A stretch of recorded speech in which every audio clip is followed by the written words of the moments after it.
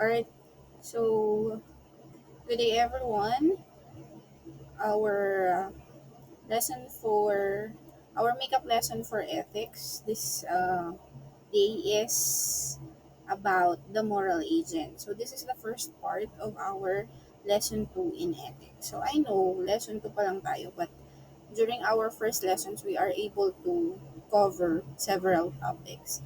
So for lesson 2, this is the first part, and in the next few days, we'll be discussing the next topics. For now, we are going to discuss the moral agent. And in this lesson, you are expected to identify what constitute the moral agent, differentiate the stages of moral development, and analyze your own understanding of your own moral development. Okay, so let's begin. So moving forward, we need to discuss first how do we develop virtue as a habit. So before we already discussed what virtue is. And in order for us to develop our virtue or to fully embrace what our virtues are, it has to be present in our day-to-day actions in order for it to become a habit. So, in order to identify what our virtues are, which constitute moral character, let's first define what moral character is. So, according to our reference, moral character is that refers to the existence or lack of virtues such as integrity, courage, fortitude, honesty, and loyalty.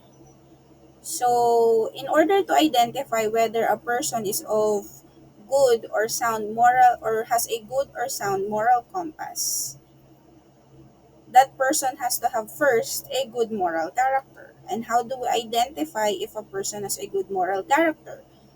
Certain virtues have to be present, and these virtues could be integrity, courage, fortitude, honesty, and loyalty.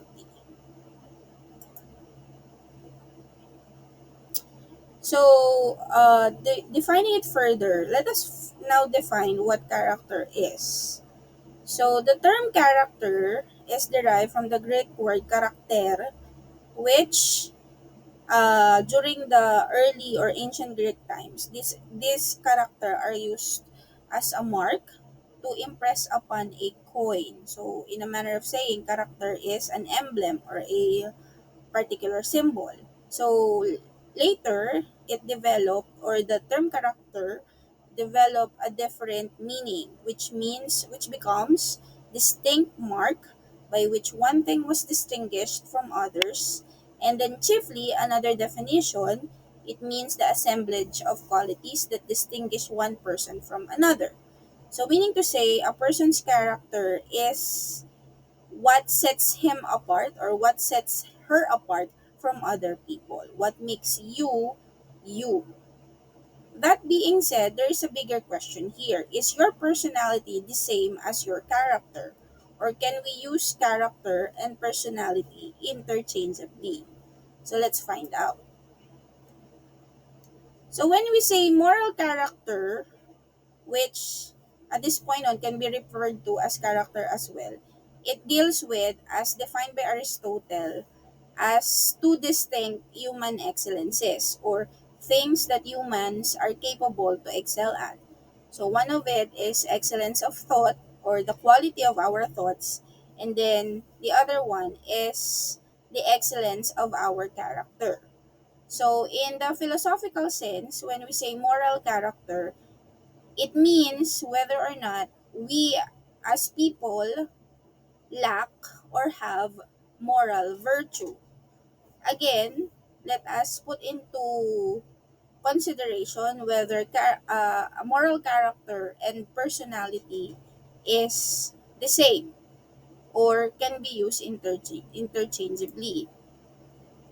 Uh, the simple answer is no. Personality and character are not the same, but they build on one another. Okay, so when we talk about character, this is something that is manifested through our action. as is shown here in the circular relation of acts and character. So according here, action reflects our character, which, as I was saying earlier, our character is manifested or reflected by our action. And then this character eventually, or the things that is reflected in our action, uh, in the long run, develop our morals. Morals are more long lasting and is manifested also by our character. Character is manifested through our action. Personality, on the other hand, is more fleeting or something that is may or may not be reflected by our action. Personality, like for example, being a happy person does not necessarily mean that you are morally upright. Like for example, killers can be happy people. The same way that people who have a sad personality does not necessarily mean that they have bad moral character, because sad people are capable of doing a lot of things. So that being the example, we can say that personality and characters may be, or moral character may be used interchangeably. Okay, to define that further, let's use this diagram. So, moral characters as disposition. What are disposition, you ask? So, when we say moral characters, it could either be virtues or vices. When we say virtues, so these are actions that are deserving of positive reactive attitude. In short, or in another way of saying, virtues are the positive things that we do that is met with applause or praise. So when we do things that are deserving of positive reactive attitude, we have the disposition or the motivation to do virtuous acts. On the other hand, we have vices. So vices are actions that deserve negative reactive attitude, or when we say negative reactive attitude, this could be punishment or results that may appear negative to the person or to the agent. So when we commit a vice, so we have a disposition or the uh, motivation to do vicious deeds. Now connecting that to how our disposition affects our moral characters, we can use this chart. Everything starts with the choice. So again, as Aristotle mentioned earlier, excellence of thoughts. In the quality of our thoughts, that's where the quality of our choice uh, came from. So when we make a choice or when we choose, we act on it. And based on our action, or our action in a particular choice can be two things. It could be virtues.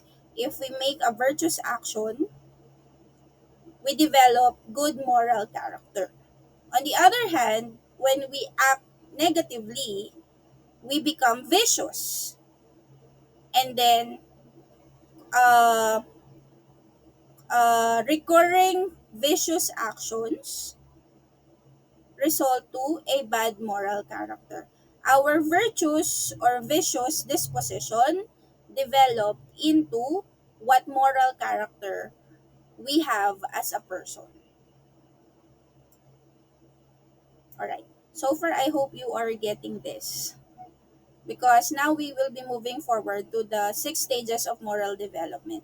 So this guy here is the American psychologist Lawrence Kohlberg, who was born in 1927 and perished in 1987. So why is he important? Because he is important and well known in throughout his academic circle because he formulated the theory of the stages of moral development. So in principle, he is in agreement with the Swiss clinical psychologist Jean Piaget, who was born in 1896 and perished in 1980. who developed another theory on moral development, which is based on Kohlberg's original theory. Okay, so as mentioned before in our previous lessons, ethics is derived from our choices as human beings. But as we all know, during certain stages of our lives, the quality of our choices could either be improved or negatively uh, uh, negatively not developed in a positive manner, or developed negatively, if we can call it development so according to Kohlberg, we tend to develop our moralities and moral character in uh, 6 stages of moral development. And that's what we're going to discuss at this point. Okay.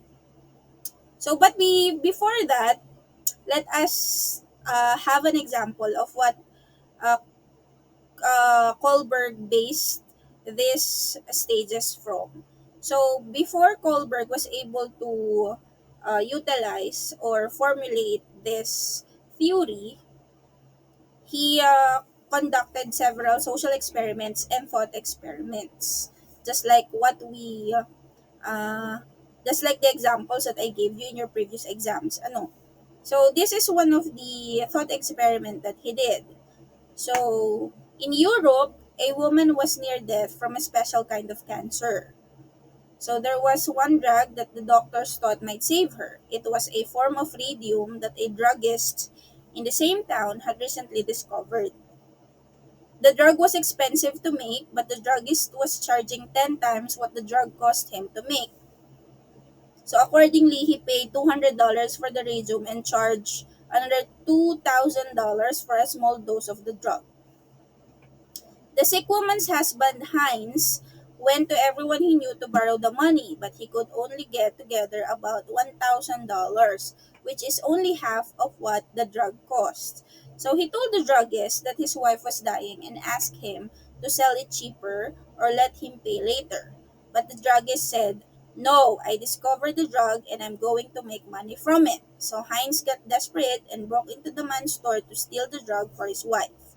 So this is derived from uh, Kohlberg's thought experiment as quoted in Kohlberg's stages of moral development. So basically, our situation here is that there is a druggist. He created a drug, and then he decided that the drug uh, would cost much more than what it initially cost him to make. And then there is this husband whose woman is sick, who cannot afford the drug.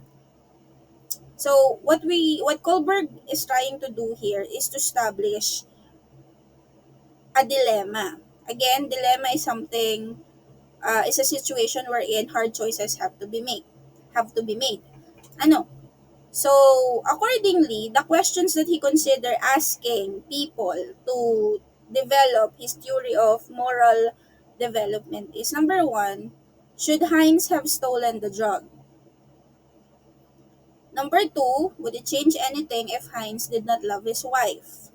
Number three, what if the person dying was a stranger? Would it make any difference? And number four, should the police arrest the chemist for murder if the woman died? Alright, going back to the situation, it would kind of get confusing to understand who is in the wrong in this situation, because the rules here are not clear. The rules dictate that you cannot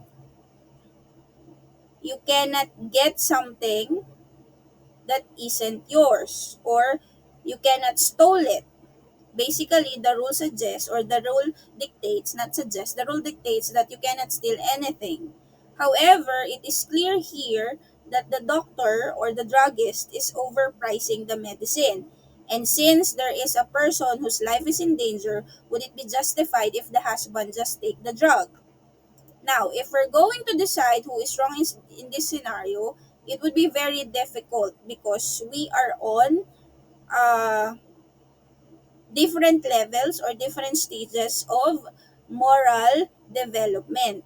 Depending, according to Kohlberg, depending on your stage or on what stage you are on your moral development, the answers in all these four questions will be varied. And it will be explained in the following slides. So we'll be going back to that example as we wrap this lesson. So according to Kohlberg, there are six stages of moral development. And this is six stages is inside three levels of morality. So level 1 comprises stage 1 and stage 2. Level 1 is pre-conventional morality, wherein stage 1 is that includes obedience and punishment orientation. And then stage 2, individualism and exchange. This is followed by level 2, which is the conventional morality. And then we have stage 3. Inside level 2, we have stage 3, which is the good interpersonal relationships. And then stage 4, which is maintaining the social order.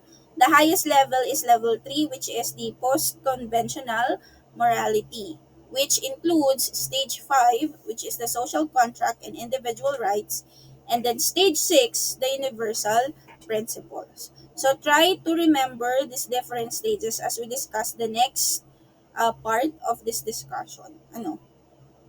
So let's begin with level 1, which is the pre-conventional morality. So we have the prefix pre, which means before.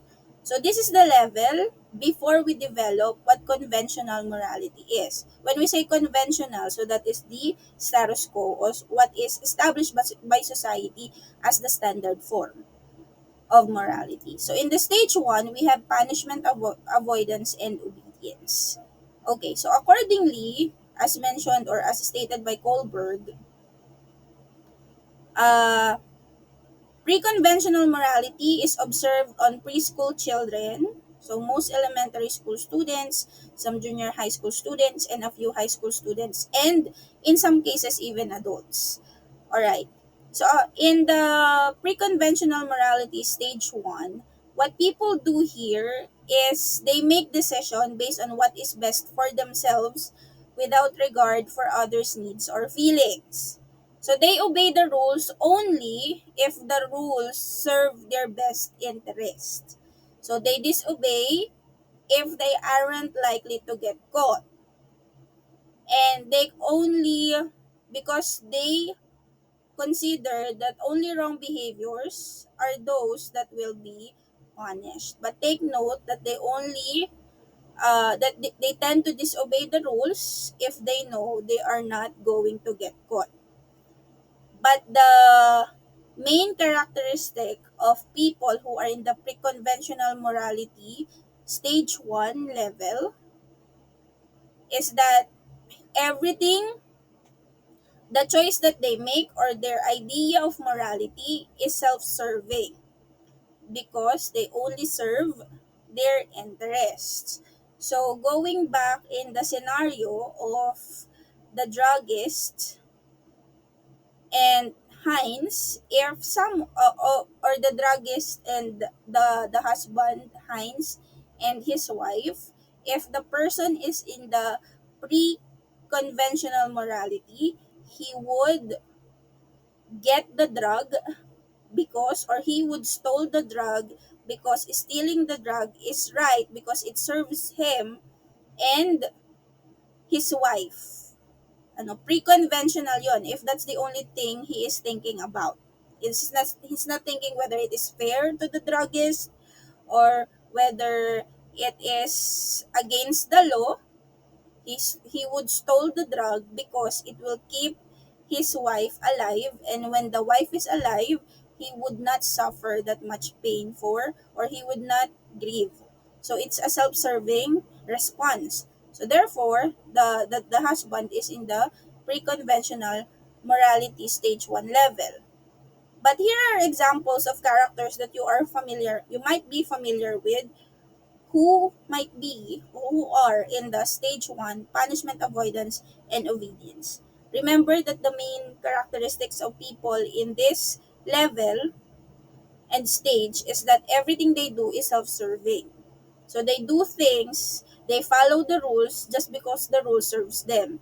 And in cases wherein they know they can bend the rule because they won't get caught, they don't have the guilt, not they don't feel guilty not following them. Okay, so example is we have Boruto from the Naruto second generation. So you all know Boruto, he's very makulit like his father, so he tend to do selfish things just so his father will notice him because his father is very busy. Ano, so he doesn't care about whether his action is actually affecting people negatively. And then we also have here Light Yagami from Death Note. So you all know the story of Death Note. If not, you can watch it during your free time. So Light Yagami possessed this magical notebook in which he can write names of people who want to die and then they just died. So what Light Yagami did is he played God.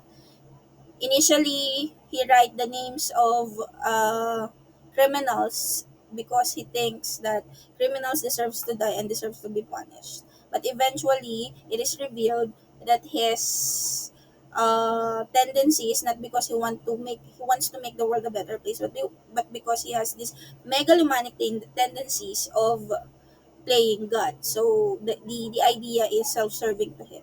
And then we also have Vegeta. So Vegeta during the earliest season of Dragon Ball series. So everything he does is because of his pride and self-serving.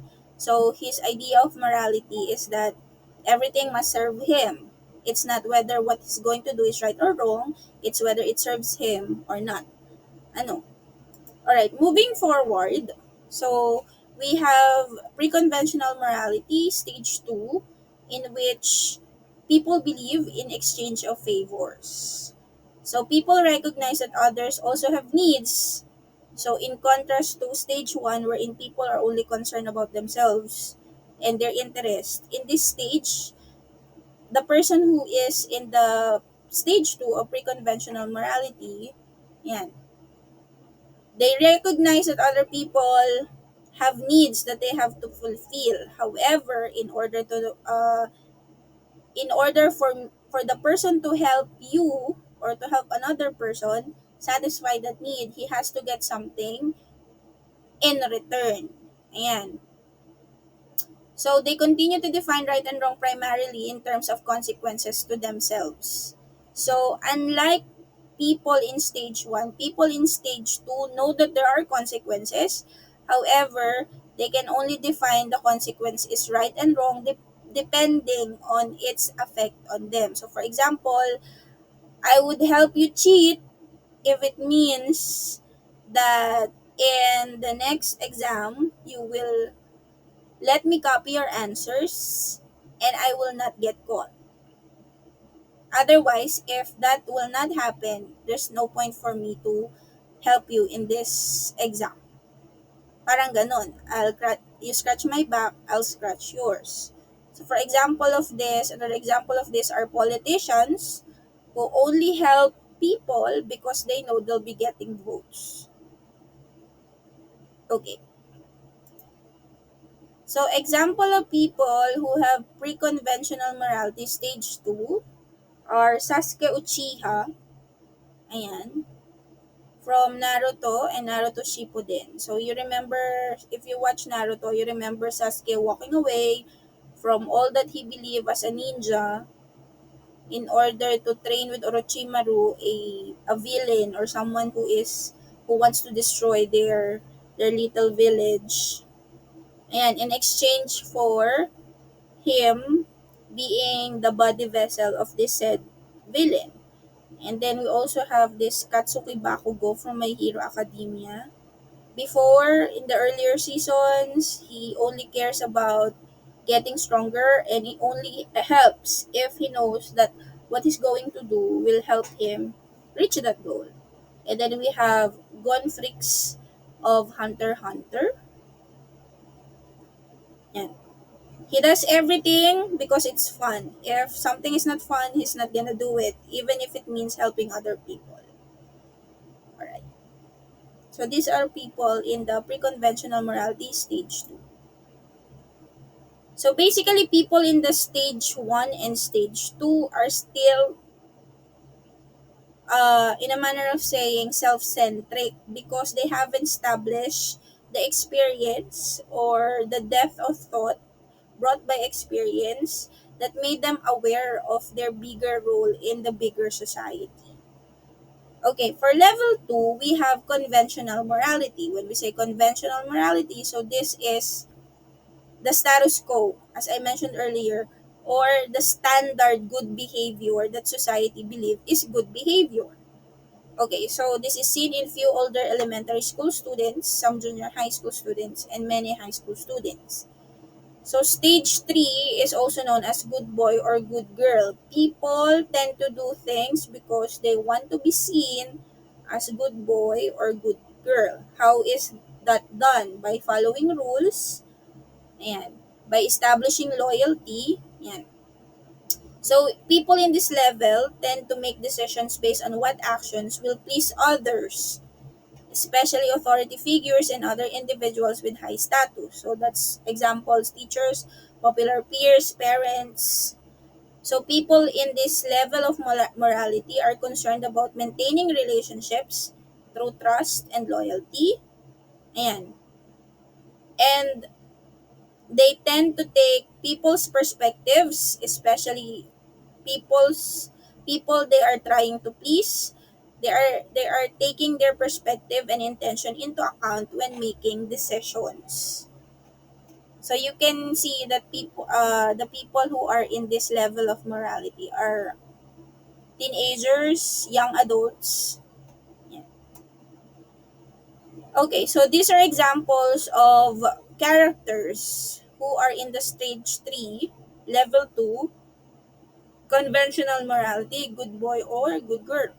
So we have Woody from Toy Story. So all he does is follow the rules, and in the later part of the movie, because it's very important to him to still be the leader of the toys, so he didn't think twice about sacrificing Buzz Lightyear, just so the other toys would still see him as the leader figure of the toys. And then we also have Harry Potter of the Harry Potter series, which is very ironic because Harry Potter and his friends are known to be rule breakers. But at the end of the day, they are breaking the rules for a greater cause. And if you analyze the story further, Harry Potter is doing that to please Dumbledore. Dumbledore is the parental wizard figure that Harry Potter is trying uh, to please. And so much of his decisions, even the decisions that risk his life and his friends, are based on that and is based on that impulse.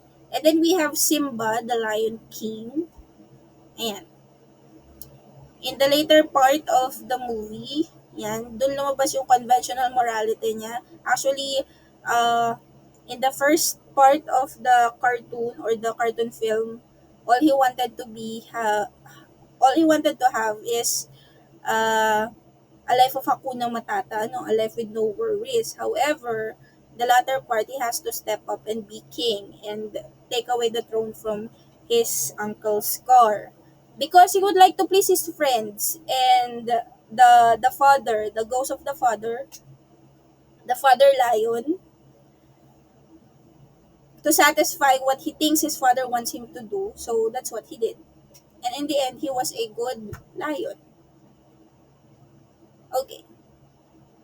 So level 2 of conventional morality, we have stage 4, law and order. Okay. So people look to society as a whole for guidelines about right or wrong. So they know the rules are necessary for keeping society running smoothly and believe it is their duty to obey them. However, they perceive rules to be inflexible. They don't necessarily recognize that the society's needs change, rules should change as well. Okay, so in this level of moral development, people tend to recognize why rules are important, why rules needs to be followed. However, the problematic part of people who are in this stage is that they don't think that rules are flexible. That they don't believe that rules need to change. So when rules are found not serving the better interest of society, these people tend to question whether the rules need to be changed, or it just need to, or it's the people who need to accommodate the rule. Ano? Okay, so basically these are the boomers, or the old people, or the old generation, or people who belong in the older generation, who thinks that during their days it's better because ganyan-ganyan, or phrases like nung panahon namin ganito, wala namang ganyan, wala namang ganito. So these are characters, but it's not, these are the characters that have level 2 conventional morality, stage 4 law and order. Ano, don't get me wrong, these people meant well, or people who are in this stage tend to do good. Like for example, we have Captain America of the MCU. Ayan. So you know Captain, si Captain Steve, 'di ba? He is the leader of the Avengers, I guess. And he is the one who always about discipline, doing the right thing. And during the Captain America Civil War, he was so against Tony Stark, believing that the Avengers should be following certain rules prescribed by the governments. It was Captain America who said that they cannot do that because the Avengers have always functioned as a separate entity. And then what happened is that it created an entire civil war because Captain America cannot accept that modern times requires modern laws. And then we have Gandalf of Lord of the Rings. Although Gandalf is not technically a boomer because among the characters in Lord of the Rings, he has the most wisdom that the hobbits, the humans, the elves, and the orcs all look up to.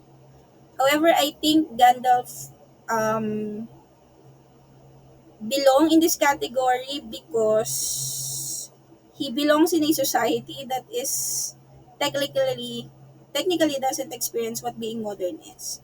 But based on his disposition, he won't be able to, he is not one to adapt to change as easily. And then we have Sherlock Holmes. Sherlock Holmes, in any of the adaptation of his character, tend to follow the rules using logic and never using his emotions, the master of deductions, right? However, when something come amiss, or something is matter of the heart, or something requires empathy or sympathy, he tends not to understand it completely. Okay. And then we have post-conventional morality, level 2, stage 5, the social contract. So this is rarely seen before college because at this point, or people, let me backtrack a bit. So this characteristic, or this type of morality is rarely seen uh, among people who are not yet in college or before they enter college, because in order to be able to uh, do this or develop this, you must have experience a lot of real life scenarios, and at the same time subject yourself to different, or associate yourself with different kinds of people in different walks of life. So in this level, people recognize that rules represent agreements among many individuals. Yan. So what is the appropriate behavior? So people in this level see rules as potentially useful mechanism that can maintain the general social order and protect individual rights, rather than as absolute dictates that must be obeyed simply because they are the law. So as you can see here in stage 4, people don't think that rules should be flexible. In here, however, people are starting to realize that rules are there to maintain general social order. However, and you do not follow the rule for the sake of following the rule, because when you do that, that's when evil happens. Ano? People also recognize the flexibility of rules that no longer serve society's best interest can and should be changed. So people in this stage believe that uh, rules should follow human development, social development, and such. Rules that no longer serve the interests of the people must be amended or changed or totally scrapped. Okay, so we have characters here who are in the post-conventional morality level 2 stage 5, the social contract. So we have here Batman, the Dark Crusader. Ano?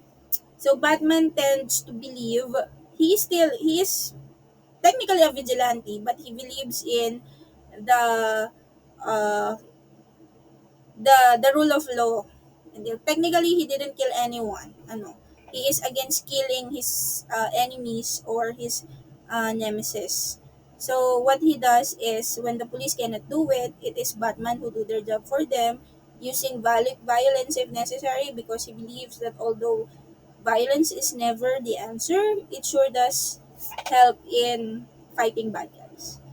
And then we also have the two avatars. So we have Avatar Korra from the Legend of Korra. So he is in the social contract stage because among all avatars, he's one to bend the rules a lot.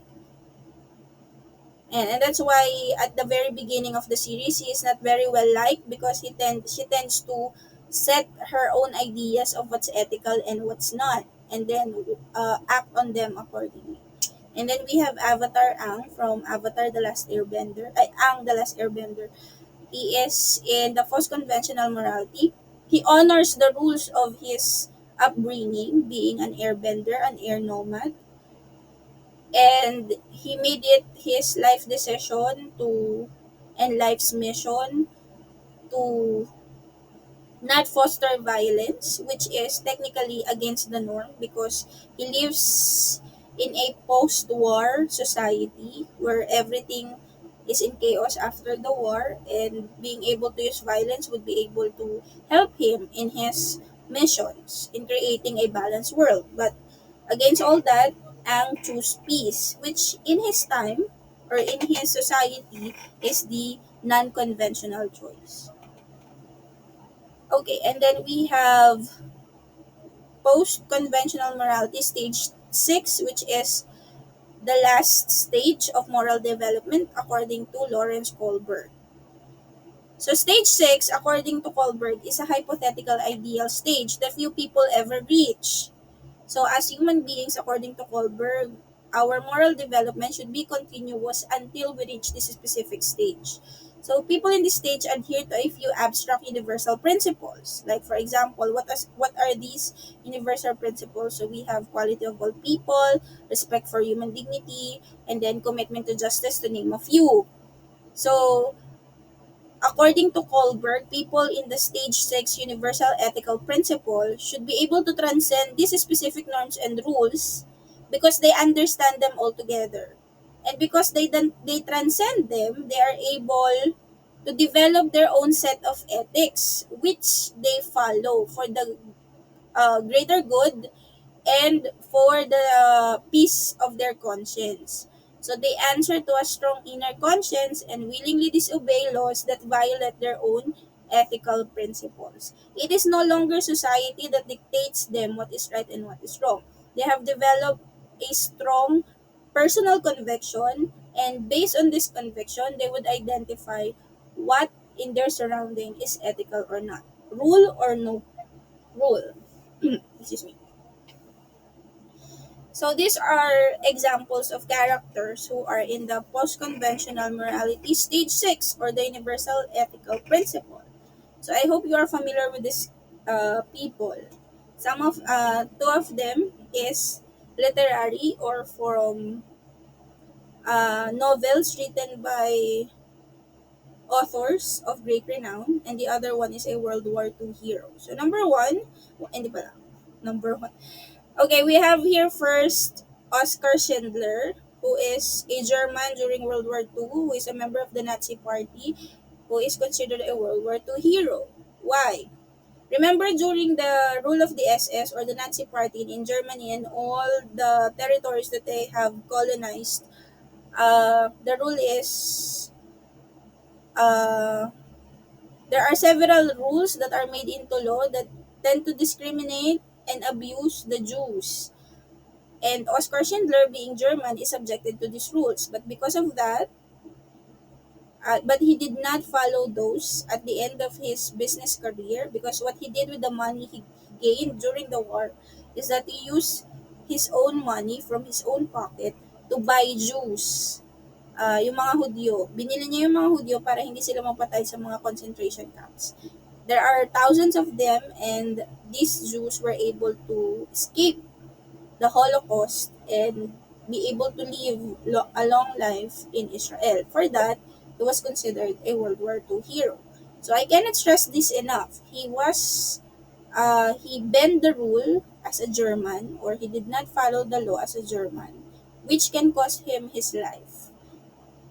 Because what he did is he followed his conscience and used whatever means he has in order to save the lives of the Jews or itong mga Hudyo na ito para hindi sila mamatay. So that's what makes his principle considered universally ethical. And then we have Jean Valjean from Les Miserables. So si Jean Valjean is one of the main characters from the novel written by Victor Hugo, Les Miserables. Okay, he was a prisoner. He was imprisoned because during that time in France, and even now, stealing is a crime. But because his sister's family is starving, what he did is he stole a loaf of bread, and for that, he was imprisoned for at least 20 years or so. But after he was pardoned, and was shown great generosity by a particular priest, Jean Valjean turned his life around, became a mayor of a particular city, town in fictional France, and was able to help his constituents. He even helped Cosette, a poor character who was forced into prostitution, and he raised her daughter. Yan. So Jean Valjean raised Cosette's daughter as her own when Cosette died because of being poor. So why is Jean Valjean at stage 6? Because at the beginning of the novel, he was very self-serving because he lost faith in humanity and society, because being poor will make you believe that you are worthy of nothing and you don't deserve justice and all that. But when he was able to escape the cycle of poverty, he did what he could in order to help the people around him. And then lastly, we have Atticus Finch, who is one of the main characters in the novel To Kill a Mockingbird by Harper Lee. So Atticus is a lawyer in the South in the United States during a time when racism is very rampant and slavery is at its end. So Atticus knows that defending a black person would make him will ostracize him from the society that he is in, but he knew that it is more important to set a good example for his two young children, what it means to be human and what it means to be not racist in a very racist society. Okay, so these are examples of characters who have reached stage 6 of post-conventional morality. So by the way, this is level 3 na pala, correction. So this is level 3 post-conventional morality, and then level 3 universal ethical principle, and then level 3 stage 5 social contract. Okay, so the fifth point of this lesson is how to get to the highest level of conscience-based moral decisions. So according to Piaget, as based on Kohlberg's idea, so stage 1, you have to respect for power and punishment. So that's what happens when you are age 1 to 5. So we learn respect by learning who to fear. When you are younger, your parents would often scare you to do things, otherwise this and that will get you. Like for example, kumain ka ngayon, kainin mo yan, kung hindi, huhulihin ka ng police. So at that point, we tend to equate respect for fear. For stage 2, ages 5 to 10, we start looking out for number 1 or to go for self-preservation. That's when children tend to not share their toys because they tend to satisfy their needs first before they are able to satisfy the needs of other people. For stage 3, being a good boy or nice girl, this is developed during age 8 to 16.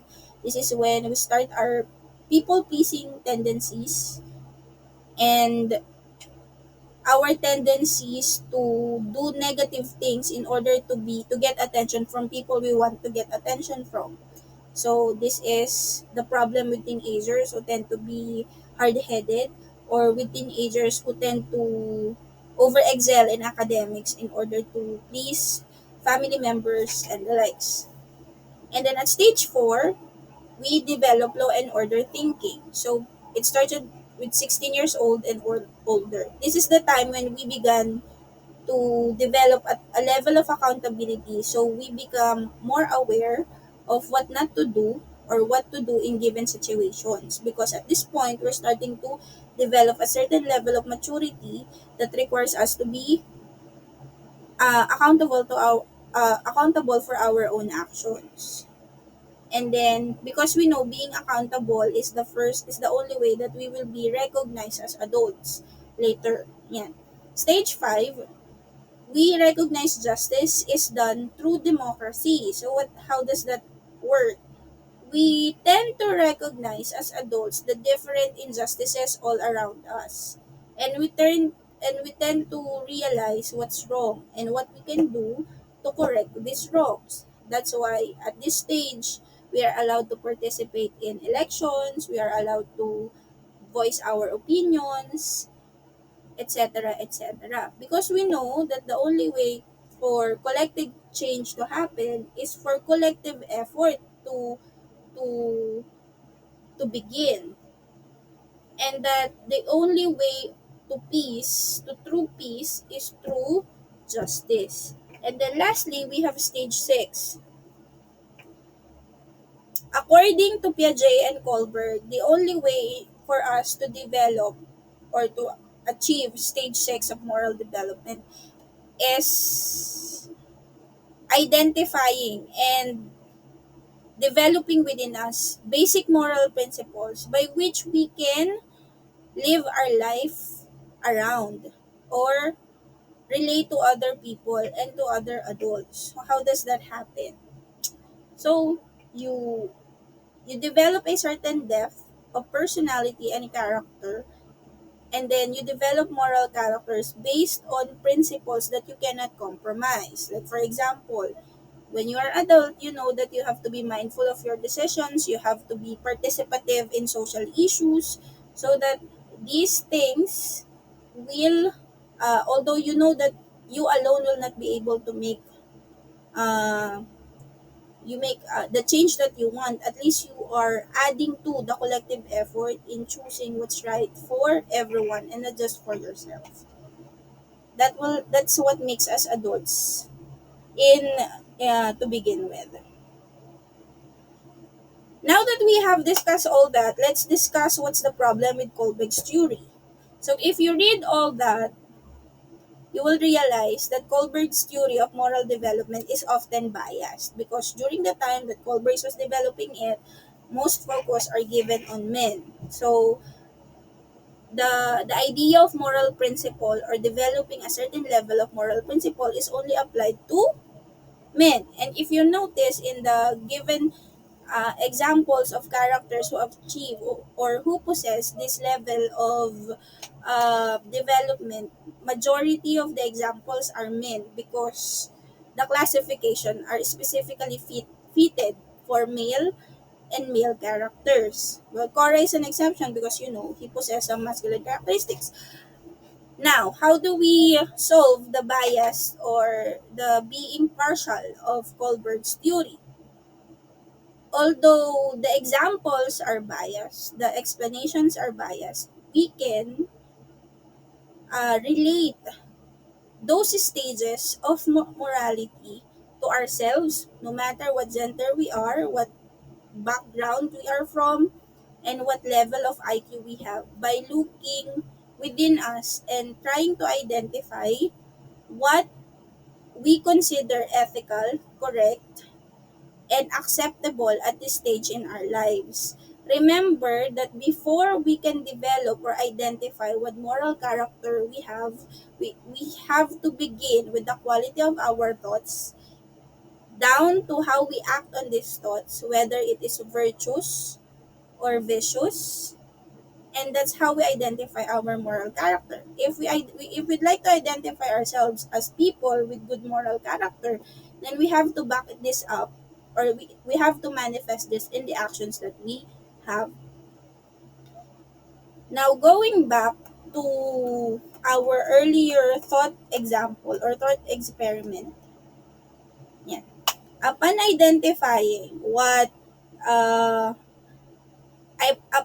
upon identifying the different stages of morality based on what you think the stage of morality you are in, you can now start answering this question. So, if you are in the position of Heinz in this scenario, what would your answers be in the following question? Or if you would understand the situation based on the moral or the stage of moral development you are in, what would your answers be in this question? So you can pause it and then try to answer it in your. All right. Now going back, now moving forward, I think that's it for this lesson. So we are going to have an activity regarding this. Kindly check your new LMS. And that's it. Thank you for listening, and I hope that you would be paying the same attention to the next few videos that I'll be uploading. Thank you very much.